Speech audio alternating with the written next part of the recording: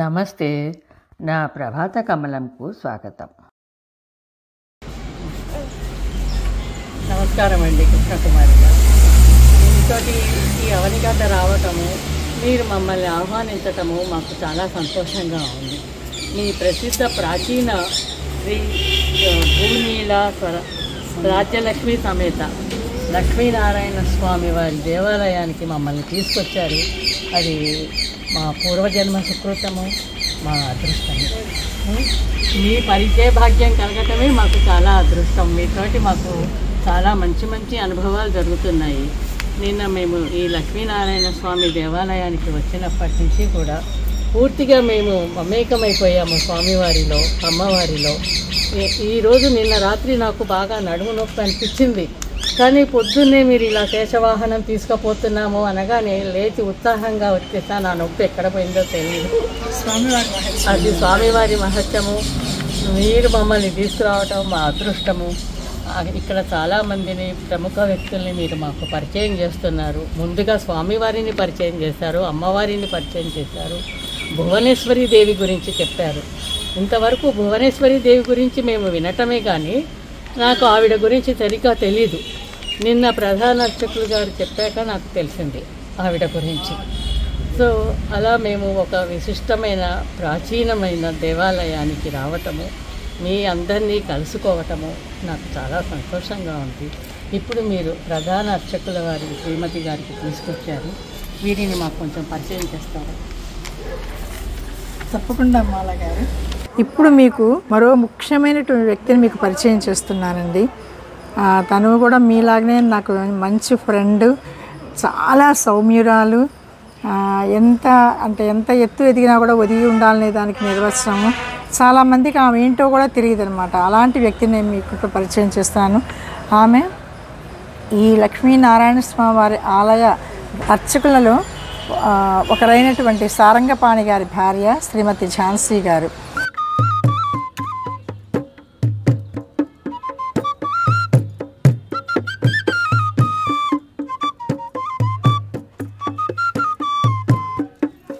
ఝాన్సీ గారి గురించి చెప్పాలంటే చాలా ఉన్నాయి. ఆమె అవనిగడ్డకి మాజీ ఉప సర్పంచ్గా పనిచేశారు. అలాగే భారతీయ సాహితీ పరిషత్తుకి ఉపాధ్యక్షురాలుగా కూడా పనిచేశారు. ఫ్యామిలీ కౌన్సిలింగ్ మెంబర్, గ్రంథాలయాకి ఉపాధ్యక్షురాలు. వీటన్నిటిని మించి మంచి కవయిత్రి, భావుకత కలిగినటువంటి ఒక గొప్ప మహిళామూర్తి, సహృదయురాలు, సౌమ్యురాలు. అటువంటి ఝాన్సీ గారిని ఈరోజు మీకు మన ఛానల్కి మీ ద్వారా పరిచయం చేయాలి అని చెప్పినటువంటి ఆలోచన నాకు కలిగింది. నమస్తే ఝాన్సీ గారు. ఆవిడ మాలా కుమార్ గారు. మీ గురించి తెలుసుకోవటము కృష్ణకుమారి గారు చెప్పింది మాకు చాలా గొప్పగా సంతోషంగా అనిపించింది. మీరు చూస్తే ఇంత నిగర్వంగా సీదా సాదాగా ఉన్నారు. ఇంత పండితులని, ఇన్ని మీరు నిర్వహించారని తెలీదు. మీ అనుభవాలు మాకు చెప్తారా? మాజీ ఉప సర్పంచ్గా చేశాను. మొత్తం చేశాను. మొత్తం 15 సంవత్సరాలు చేశానండి. ఉప సర్పంచ్ అంటే మనం రోడ్లు వేయించటం, లైట్లు వేయించటం, మళ్ళీ వాళ్ళకి వాటర్ వస్తుందా లేదా అని అవన్నీ చూసుకోవటం. ప్రతి వీక్లీ కానీ మంత్లీ కానీ వాళ్ళ ఇళ్ళకే వెళ్ళి ఆ యొక్క వార్డులకి, ప్రతి వార్డుకి వెళ్ళి అక్కడ వాళ్ళ క్షేమ సమాచారాలు ఏంటి, మీ యొక్క ఇవి ఏంటి, మీ ఫాల్ట్ ఏమున్నాయి, మీకేమైనా ఈ డ్రైనేజీ అది సరిగ్గా పోతుందా లేదా, లైట్లు వెలుగుతున్నాయా లేవా, రోడ్లు సరిగ్గా ఉన్నాయా లేదా, క్లీనింగ్ చేయడానికి వస్తున్నారా లేదా అని వాళ్ళ క్షేమ సమాచారాలన్నీ తెలుసుకోవటం. దానిలో సక్సెస్ అయినట్టే. అంటే మీకు అసలు ఉప సర్పంచ్గా చేయాలి, నిలబడాలని ఎలా అనిపించింది? ఎందుకు అనిపించింది? ఎందుకంటే మనం కనుక మంచి హృదయంగా ఉన్నట్టయితే కనుక, మనం పాజిటివ్లో నడుచుకునేట్టయితే కనుక సమాజ సేవ చేయాలంటే ఒక గ్రిప్ కూడా ఉంటుంది కదా. ఒక ఇది ఉంటే, ఒక గ్రిప్ కనుక మన చేతిలో ఉంటే కొద్దిగా చేయటానికి వీలుగా ఉంటుంది. అందుకని సమాజ సేవ చేయాలనే దృక్పథంతోనే దానిలో చేరాను. ఏకగ్రీవంగానే ఎన్నికైనాను. మరి మీ వారు అర్చక దాంట్లో ఉన్నారు కదా, మరి ఆయన ఒప్పుకున్నారా? ఒప్పుకున్నారా? మీరేం చేసేవారు? కూడా అదే వేలో ఉంటారు, మామూలుగా అదే ఆలోచనలతో ఉంటారు. అందుకని నాకు ఆయన సపోర్ట్ కూడా బాగా ఉంది. ఎప్పుడు వెళ్ళాలన్నా మీటింగ్స్కి వాటికి ఆయన పంపేవాళ్ళు. నేను ఆయనకి అసౌకర్యంగా లేకుండా అన్నీ అరేంజ్ చేసి ఇంట్లో వెళ్ళేదాన్ని.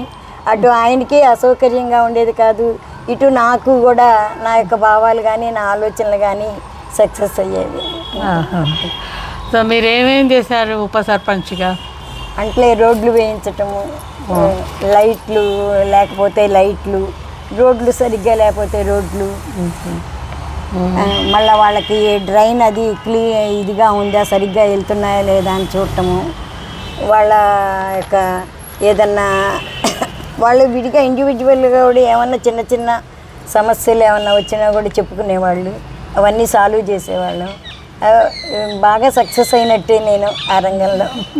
కాకపోతే అప్పటికి ఇప్పటికి అందరూ ఇప్పటికి కూడా నిలబడి అని అంటారు, కానీ అప్పటి వేరండి ఇప్పుడు వేరండి.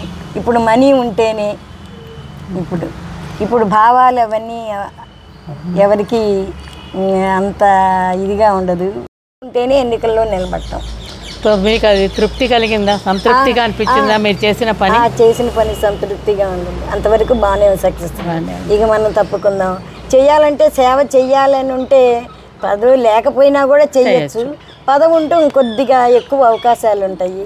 పదవి లేకపోయినా కూడా చెయ్యొచ్చు. చేస్తుంటారా మీరు? ఏమైనా సేవ చేస్తుంటారా? ఎవరన్నా అడిగితే ఏమన్నా ఇవ్వటం, ఇలా చిన్న చిన్నవి నా సరౌండింగ్స్. సో మీరు భారతీయ సాహిత్య పరిషత్తుకి ఉపాధ్యక్షురాలుగా కూడా ఉన్నారు. అంటే ఇది కూడా మీరు ఎలా నిర్వహించారు? రెండు సైడ్ బై సైడ్ ఉండినాయా? ఏదైనా ఇంకా ఏమన్నా ఉందా? ఫ్యామిలీ కౌన్సిలింగ్ మెంబర్ కూడా, ఇవన్నీ కూడా 1 hour.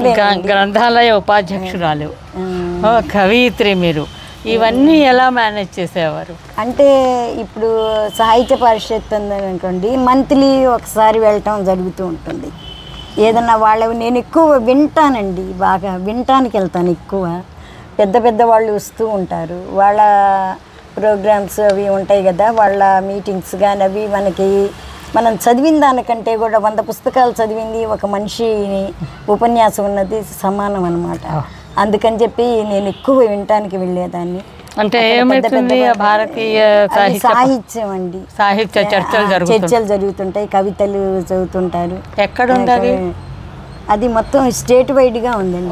స్టేట్ వైడ్ అంటే ఇక్కడ అవనిగడ్డ కాదు? అవనిగడ్డలోనే నేనున్నది, అవనిగడ్డ. అదే అంటే మొత్తం, అవును, భారతీయ అని రాశారు కదా, మొత్తం నేషనల్ది. సో అన్ని చోట్ల ఉన్నారు. అంటే మరి ఇక్కడ మంత్లీ ఇక్కడ పెడుతూ ఉంటారు అవనిగడ్డలో. ఓకే. మామూలుగా ఇంకా ఏమన్నా మీటింగ్స్ ఉంటే విజయవాడ అలా అక్కడికి వెళ్తుంటారా? ఒక్కరే వెళ్తారా? మరి ఫ్యామిలీ కౌన్సిలింగ్ ఎందుకు చేస్తున్నారు? ఫ్యామిలీ కౌన్సిలింగ్ అంటే పోలీస్ వాళ్ళ డిపార్ట్మెంట్లోనండి అది వాళ్ళ వస్తారు. వాళ్ళు ఇట్లా కొందరు డైవర్స్ ఇవ్వాలని, కొందరు పోట్లాడుకోవటం కానీ చిన్న చిన్న గొడవలు అట్లాంటివి వస్తే అక్కడ పెడతారు ఫ్యామిలీ కౌన్సిలింగ్లో. పోలీస్ స్టేషన్ కదా, ఏదో ఒక దీనిలో ప్లేస్ వాళ్ళ ద్వారా వాళ్ళు వస్తారు. కానీ ఇది మంచిగా సక్సెస్ అవుతుందండి. ఏంటంటే ఆవేశంలో ఏదో భార్యాభర్తలు పోట్లాడుకుంటుంటారు, కానీ ఆవేశం తగ్గిన తర్వాత అంత ఉండదండి.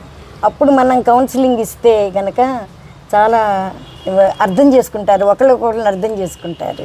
ఇట్లా చాలా సక్సెస్ అయినాయి. ఎక్కడో ఒకటి తప్పితే అంటే వాళ్ళని వీళ్ళని అటు భార్యాభర్తల తల్లిదండ్రుల్ని, ఇటు వీళ్ళని, ఇటు వాళ్ళని మొత్తం కూడా వాళ్ళని చేసి విడివిడిగా కౌన్సిలింగ్ చేసి తర్వాత అందరినీ కూర్చోబెడితే అంతా సక్సెస్ అవుతుందండి. ఆవేశంలో ఏదో అనుకుంటారు, యుగోలతో ఫీల్ అవుతూ ఉంటారు, తర్వాత తెలుసుకుంటారు ఒకరికొకళ్ళు. మీరు ఈ ఫీల్డ్లోకి ఎట్లా వచ్చారు? కౌన్సిలింగ్ దాంట్లోకి వాళ్ళు అడిగారండి. ఎందుకు అడిగారు? అంటే సర్పంచ్గా ఉన్నప్పుడా? సర్పంచ్గా ఉన్నప్పుడు విడిగా కూడా తిరుగుతూ ఉంటాను కాబట్టి కొద్దిగా నన్ను తీసుకున్నారు మెంబర్గా.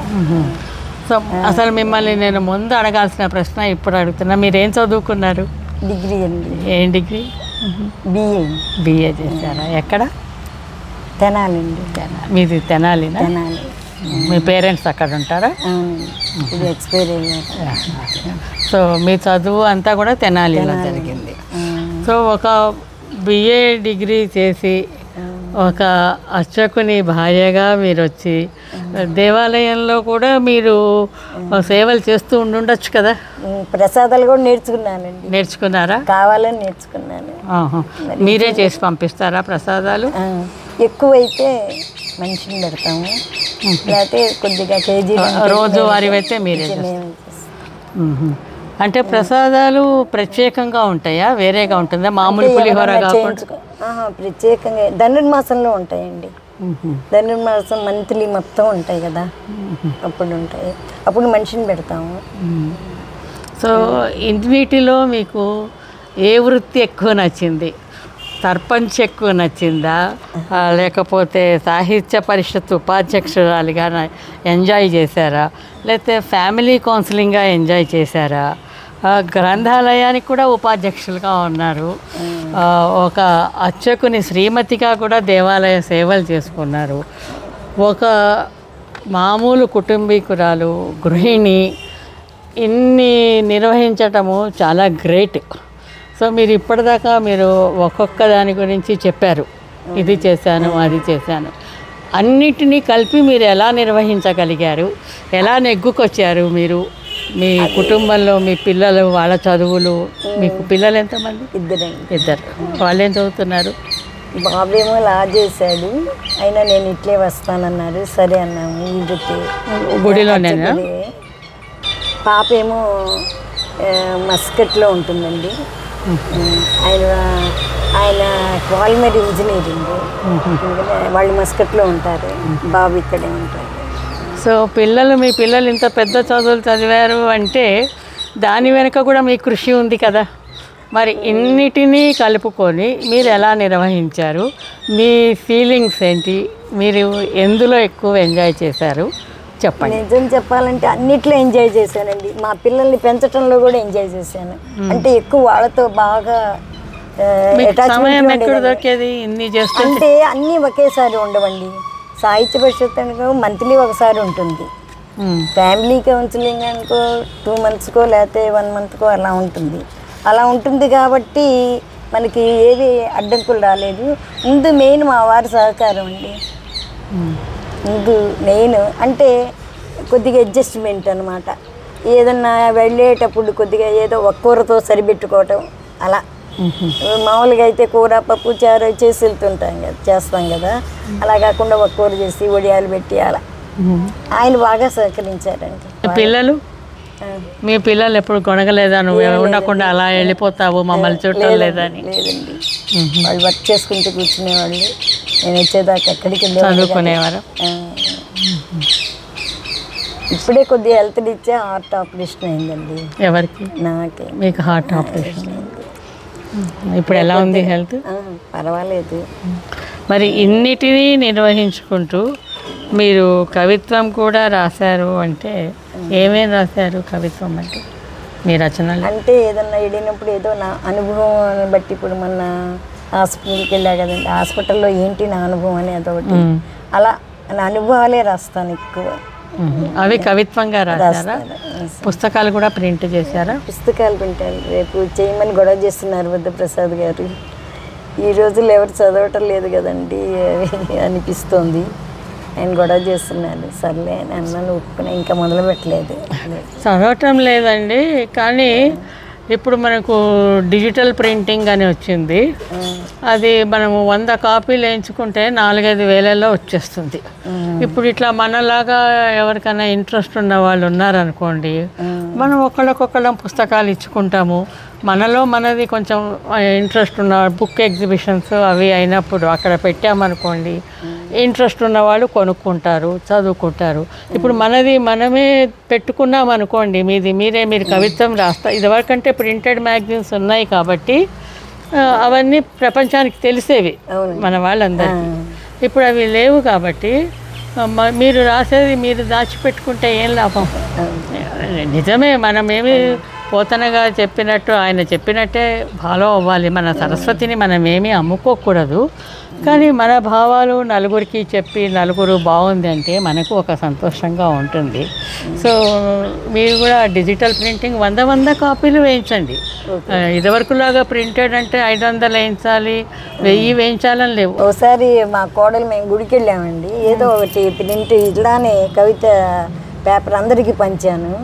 పంచితే అది ప్రసాదాలు పెట్టుకున్నారండి. అందులో తెలియదు కదా వాళ్ళకి. అసలు ప్రసాదాలు పెట్టుకునేటప్పుడే మా కోడలు, అత్తయ్య గారు మీరు ఇవన్నీ ఇట్లా పంచాలి అనుకుంటారు, ఇది ప్రసాదాలు పెట్టుకుంటున్నారు అని తనకు ఒక ఇదైన భావం వచ్చేసింది. అదే అందుకనే ఇప్పుడు మన పిల్లలు వాళ్ళ దగ్గర ఒక్కొక్క మన రైటింగ్ ఉందనుకోండి ఎక్కడో పోతుంది. ఇట్లా ప్రింటింగ్ పుస్తకాలు చూసారనుకోండి, ఏది మీకు ఇచ్చారు అవి అందుకు మీరు కూర్చోండి. ఇప్పుడు ఇది ఉందనుకోండి, ఇది డిజిటల్ ప్రింటింగ్. ఇప్పుడు మీకు ఇది ఎట్లా ఉంది, మామూలుగా మనం ప్రింట్ చేసినట్టే ఉంది. ఇప్పుడు ఇవాళనే మీ ముందే అడిగారు కొంతమంది, మాకు మీ నోముల పుస్తకాలు ఇస్తారా అనేసి. అట్లా ఇంట్రెస్ట్ ఉన్న వాళ్ళకి ఇచ్చేయచ్చు, మనం అమ్ముకోవాలనే ఏం లేదు. ఇది డిజిటలే. తర్వాత ఇది డిజిటలే నవల, అమెరికా అనుభవాలతోటి నేను రాశాను. ఇండో అమెరికన్ ఈ డయాస్పొరా నవల అంటారు, డయాస్పొరా కథలు అంటారు. మనం విదేశాలలో ఉన్న మన అనుభవాలతో రాసేదాన్ని.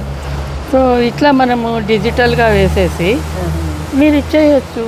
ఇప్పుడు మాలాగా ఇంట్రెస్ట్ ఉన్న వాళ్ళకి, ఎవరికైనా చదువుదామనుకున్న వాళ్ళకి, అమ్మటం కోసం కాదండి, చదివే వాళ్ళు, అదే చదివే వాళ్ళకి. అందుకనే 100 కాపీలు అంటున్నా.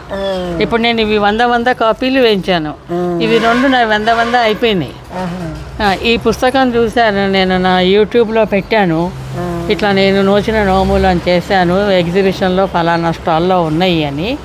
చాలామంది వచ్చి కొనుక్కున్నారు. ఈ కాలంలో పిల్లలకి మళ్ళీ మన నోములు చేయాలి, మన గురించి తెలవాలి అని ఉంది. ఇక్కడ నేను అన్నీ మనము ఏమేమి అవసరము, పూజ సామాన్ల గురించి, స్థాళి, ఇవన్నీ కూడా నోములు ఎందుకు నోచాలి, తర్వాత ఇక్కడ ఉండే ఎట్లా పట్టాలి, సామాగ్రి, గంటె, ఉద్ధరణ, ఇవన్నీ కూడా వేసి ఇప్పుడు కొత్తగా నోము నోచుకుందామా అనుకున్న, పూజ చేసుకుందాం అనుకున్న పిల్లలకి పనికొచ్చేటట్టుగా లక్ష్మీ పూజా విధానం అని ఇలా రాస్తే, నేను అసలు అనుకోలేదు ఈ పుస్తకం అందరు కొనుక్కుంటారని. చాలా వాముడైపోయినాయి ఈ పుస్తకాలు, 100 అయిపోయినాయి. ఇప్పుడు నేను మళ్ళీ 100 వేయించాను. సో అలాగా మీ కవిత, మీరు ఇన్ని రకాలుగా వృత్తులు చేశారు, కౌన్సిలింగ్ చేశారు. మీరు ఇప్పుడు కౌన్సిలింగ్ చేసిన దాని మీద వ్యాసాలు రాయండి. వ్యాసాలు రాసి మీరు ప్రచురిస్తే ఆ పుస్తకాలు తప్పకుండా కొనుక్కుంటారు. అది ఈ కాలం పిల్లలకి చాలా అవసరం. మీలాంటి కవయిత్రికి ఇంత అనుభవం ఉన్న వారికి నేను చెప్పానని అనుకోవద్దు. ఇక మీరు నా పుస్తకాలు చదివి మీ అభిప్రాయం చెప్పండి. కవిత్వాన్ని దాచిపెట్టకండి, మాకందరికీ కూడా పంచండి మీ ఆనందాన్ని. సో చాలా సంతోషం అండి మిమ్మల్ని కలుసుకోవటము, చాలా ఆనందంగా ఉంది. మళ్ళీ ఇంకోసారి మీరు ఎప్పుడన్నా హైదరాబాద్ రావటం సంభవిస్తే మా ఇంటికి నమస్కారం మాలగారు, చాలా ధన్యవాదాలు. మేము ఆహ్వానించగానే మా గుడికి వచ్చి, అంటే మీరు ప్రాచీన దేవాలయాల మీద మీరు డాక్యుమెంటరీస్ తీస్తూ మాకు తెలియని ఎన్నో ఆలయాల్ని మాకు మీ ప్రేక్షకులకు అందరికీ కూడా పరిచయం చేస్తున్నారు. చాలా ధన్యవాదాలు.